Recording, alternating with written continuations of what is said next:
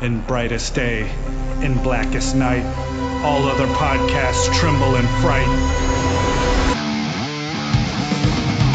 Losers cower before the power.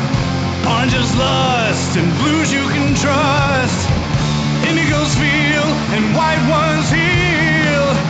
Yellows scare and green ones dare. That sapphire love and black hands glove will rock your foundation without hesitation. Chad and Mark face evil's might. Respect their power, for they'll make you see the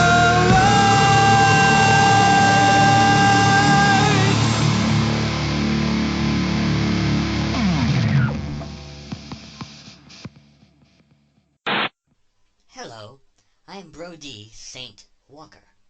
The last time the listeners of the LanternCast heard my voice, I was singing a heartfelt duet with my unconventional friend Arkillo. I was asked by host Chad Bokelman and Mark Marble to speak with you today about hope. The blue light of hope is the most powerful part of the emotional spectrum. Even in dark and depressing times, hope can see us through. Whether one is struggling with war and violence, or is suffering from more internal, personal demons, one must never lose hope. Hope is not only the key to perseverance, but survival itself. I urge all of you to never lose sight of this rare and unique emotion. If you truly embrace this feeling and the light it represents, all will be well. Oh, pardon me. I'm sorry, but my power ring is sending me an urgent communication. It would appear my ring can no longer track or even sense White Lantern Kyle Rayner. I must admit, I find this news most disturbing, depressing even. In light of this new development, forget everything I've just said. We're all screwed. Until next time, this is Brody St. Walker bidding a fond farewell. Hello, and welcome to the Fandom Stranger podcast. I'm your host, Chad Bokelman, and I'd like to welcome you yet again as we delve ever deeper into the mists of the mystical, explore the innermost ravings of souls long departed, and search evermore for redemption and light amongst the damned. Once more we meet for our monthly discussion of the wanderings of the Phantom Stranger. Let our journey be hindered no longer, and let us launch ourselves headlong into the unknown. This month we're discussing Phantom Stranger number 5, cover dated January-February of 1970, entitled The Devil's Playground. We open with the Phantom Stranger saying, "I come from nowhere. I am everywhere. I am the Phantom Stranger. I am here to touch you with the terrible gift of second sight. You will see the ghost of Earl Winthrop returning to atone for the untold pain and anguish he caused during his ruthless lifetime. Look down with me at a lonely beach by the sinister sea, restless as a sighing cemetery, and follow my 4 young friends to a bleak and lonely place I call the Devil's Playground." We cut to a scene of 4 teenaged youngsters, 3 men and 1 woman, as they see a man calling to them from the waves of the sea. He is cold and stiff, and they are very frightened. And as they lay him down on the sand, they say, "I think he's dead." They discuss the possibility of it being a prank or some other thing. They see a flashlight coming towards them, and a man with a dog addresses them. They point to the man that they have recently laid onto the sand, and he, to their surprise, is gone.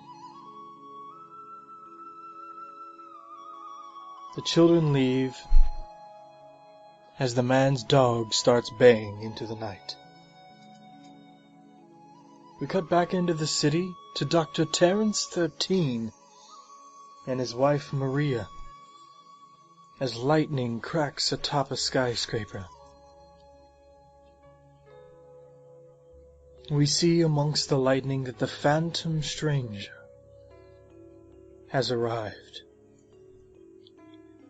But where there is light, there is darkness, as so too has Tala arrived. And we are led to believe that Tala, Phantom Stranger, and Dr. Terrence 13 will soon confront one another. We cut to the night following as the children are dancing with one another. Tala is there watching over them, as is Terrence 13 with his wife Maria. We see a man named Earl Winthrop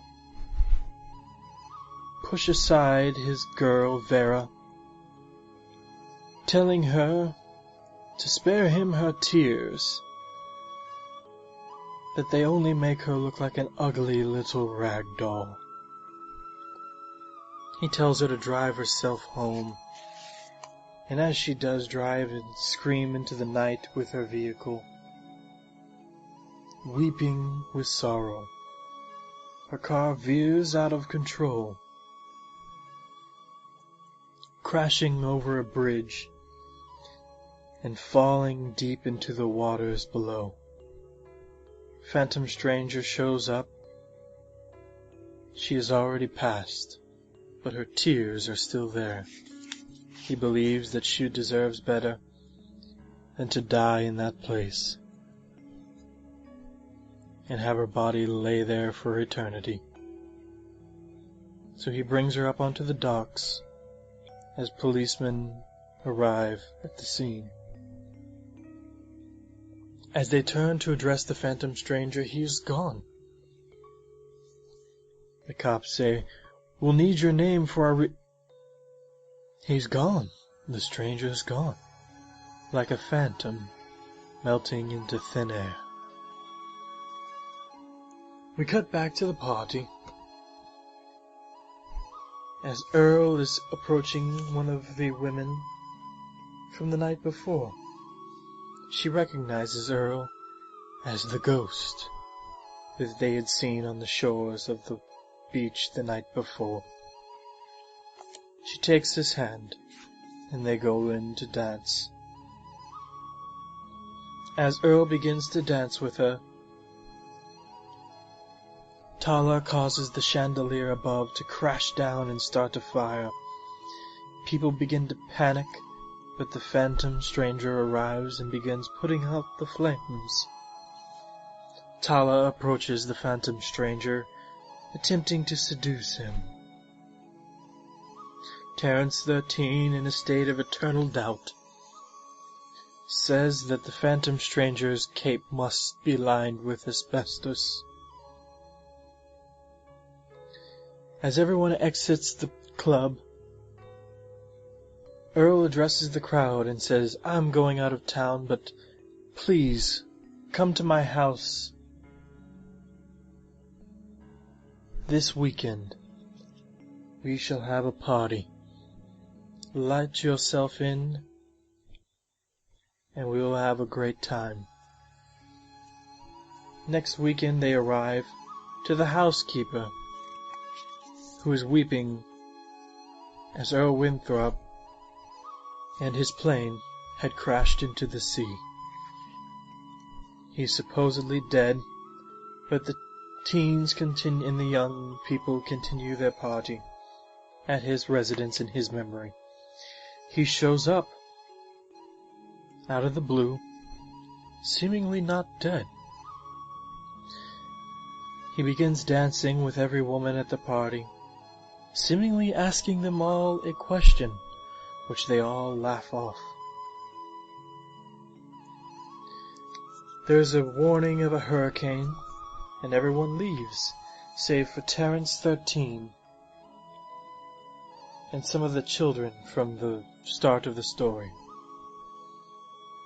He invites the woman out. Earl Winthrop invites the woman out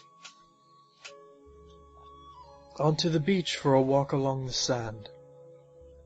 He tells her he is in fact dead, and that a light had shone down from him after he crashed into the water, and said that you had stepped on many people, smashed so many lives.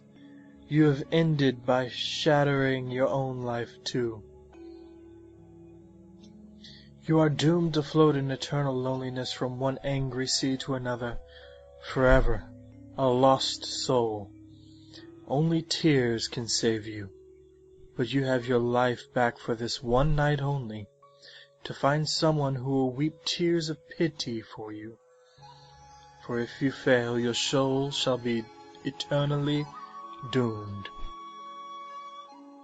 Earl further reveals that he has asked every woman at the party if they would shed a tear in pity over him, and they had all laughed him off. This woman begins to shed tears, true tears of pity for him, and he thanks her and walks off into the night. Then Tala shows up, saying that she will drag her into the abyss and the waiting sea along with Earl, when the Phantom Stranger grabs a hold of her to protect her from Tala.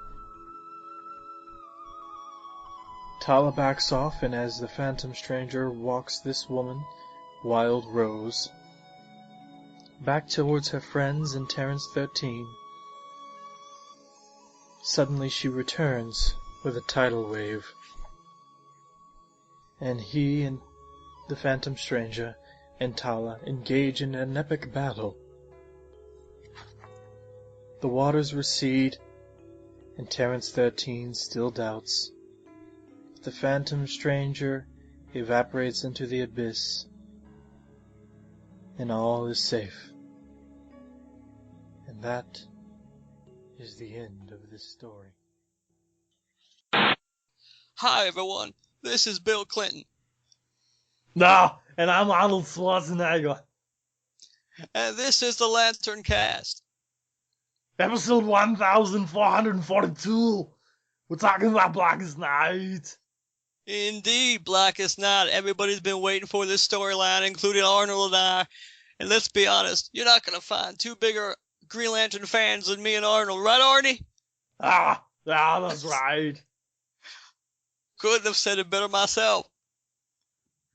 I would have to say this storyline so far has met, I should say, probably looking at it as a whole, this storyline really has knocked it out of the park.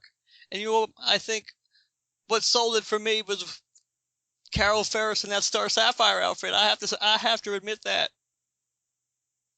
I don't know. Good. I like that, Arnie. That's what I was thinking too when I was reading that comic book. A lot of sounds like that. I can't lie, and I can't lie about this either. I have to be honest. Carol Ferris. I have to admit this. I would have sex with that woman, Carol Ferris, any day of the week, twice on Sunday. Yeah. Who is your favorite Black Lantern, Arnie? Well, it's not the Martian Manhunter. Or it's not Martian Manhunter at all. It's definitely not Martian Manhunter. The Black Lanterns are stupid. And you with the White Lanterns, they just pop up and it's just like, come with me if you want to leave. That's true. I actually thought of that when Indigo 1 popped up. It reminded me of that Terminator movie of yours, just popping in out of nowhere, saving everybody's asses and spouting a catchy line, which of course you're really good at. But I don't know. I thought I didn't mind the White Lanterns. I thought they were pretty good. But again, I can't help it. When I think of Blackest Night, I'm always going to think of Carol Ferris because she's got, she has two really big things that I admire in a woman. Two really big things: dark hair and a power ring. Put the comic down. I'm glad you told me to put that down and not something else, but yes, I'll do what you say, Artie. I don't want to get you mad at me. Well, one thing's for sure about the Black Lanterns. They'll be back. That's true. You can almost count on it. You know there'll be a second storyline, and those Black Lanterns will pop up just when you least expect them, just like a sex scandal. Get to the papa. That's true. That's true. Necron, you could say Necron is the papa of the Black Lanterns. That was good, Arnie. You're always thinking outside the box. The big papa. Indeed, Arnie, indeed. I thought it was pretty good how they dug up some of those characters that, I mean, we know they're famous because they're dead, but you didn't really think they'd show up in this storyline. Like when Alex DeWitt showed up, including bringing that refrigerator, I thought that was high class. Absolute high class. And, some people, and I can understand why Kyle would have a problem finding his significant other in the fridge and having that thrown back in his face, but for some reason, when I think of my significant other stuffed dead in the fridge, it just doesn't bother me that much. Nah, she was one ugly motherfucker. Are you talking about Alex, or should I read more into that? Nah. I will try not to be offended, and I will assume you mean Alex DeWitt, and I agree with you. I think that was pretty good. So what do you think, Arnie? Do you think we should do what we do best, and you think I should begin the Green Lantern Oath? Do it! Do it now! Well, I think I will take you up on that. In brightest day, In blackest night, no evil shall escape my sight. let those who worship evil's might, Beware my power. Green Lantern's light. Well done, Artie. Well done. Well, hello there, gorgeous, and welcome to tonight's episode of the Sapphire Power Hour. I'm your host, Dr. Zamaron, your ear to the ground on all things love. Let's start off the night with a bit of Q&A, shall we? Oh, it looks like we're down to only 2 tonight, but let's get through these. Our first question comes from Bumbling Reporter 01 out in Metropolis. How do I ask out a local news reporter? Well, my friend, you have stumbled onto that most crucial of modern dilemmas. When it comes to those in the public eye, how do we know who is really interested and who is just being nice? Is a waitress flirting or just trying to get a bigger tip? Is the bank teller a relentless flirt, or is it her job to smile and laugh that much? Is a local personality trying to save face for her public image, or does she got a thing for you? My money's on the latter, my friend, so get super and tell that sassy young lady how you really feel. Our final question for the night comes from Speed Demon out in Central City. My girl is always asking me to slow down and take my time. How do I make her happy? Well, my main man, it depends on what we're talking about. Are we talking about more day-to-day affairs or something more sensual? Well, my advice to you, Speed Demon, is the same. All ladies like what they like, and it just doesn't make any kind of sense to rush them past the game and just show them the highlight reel. You gotta slow down from time to time. It's the only way they'll see that finesse. And with that comes tonight's Oral Oath segment. We've all heard that nice guys finish last, but what we as a culture are really missing out on is the truth of the matter. Do women really want a bad boy, or do they want the man that's gonna show up and take care of them? Not that they can't take care of themselves. I am all for women's lib, but let me tell you, Do they want a stout and powerful man? Or do they want someone that's just more laid back? Well, I'm here to tell you that...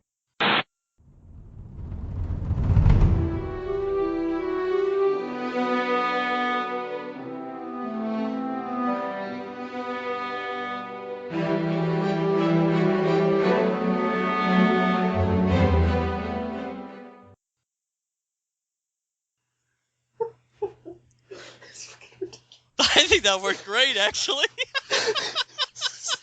This is gonna be fucking ridiculous.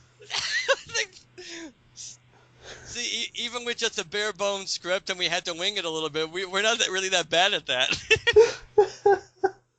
Oh man! Right towards the end, I was trying to look up other Arnold Schwarzenegger quotes, but I couldn't find any.